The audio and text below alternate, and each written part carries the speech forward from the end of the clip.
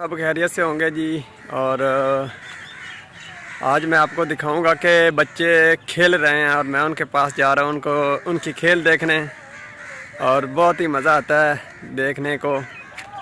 और इससे पहले अगर आप मेरे चैनल पर न्यू हैं तो पहले सब्सक्राइब कर लें ताकि हम एक दूसरे के साथ जुड़े रहें, मेरी आने वाली वीडियो आप लोगों तक बआसानी से पहुंचती रहे।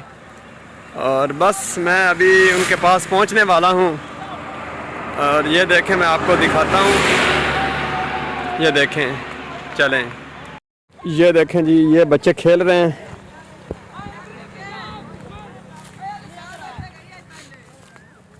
यार इस खेड नू की आखदे ने? हाँ, चुक डंडा। नहीं, अजीब सी नाम है गेम का।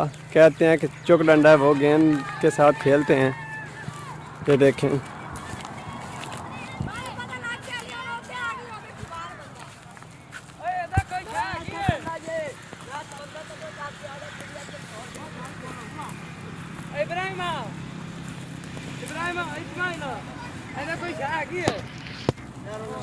देखो जी, माशाल्लाह छोटा बच्चा है, अभी खेल रहा है जी। क्या हाल है स्माइल? ठीक है। आज यह तसलू बच्चा है फिर फीडर पीना एंदी तो फिर गाली ना करो, हाले रेड़ दे जी गोड्या ते उस बाद होर छोटे छोटे बच्चे विखाना चलते तुसीं वेख्या जे। साडे प्लेयर है ने जी सारे ही।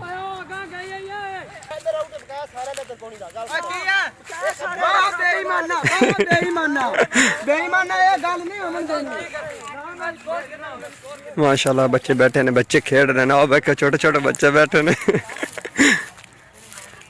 और नासर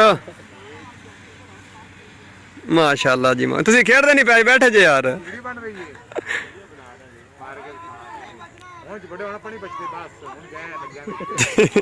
गर्मी आई खाली गरीब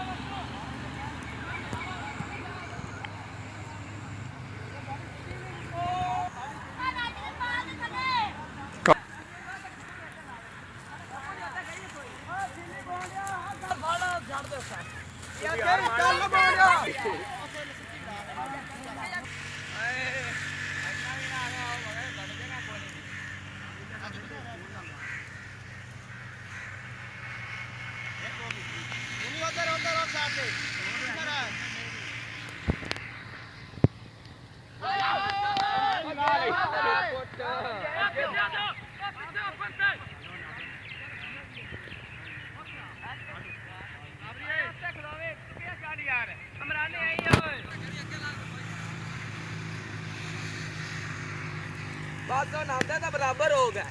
शॉट है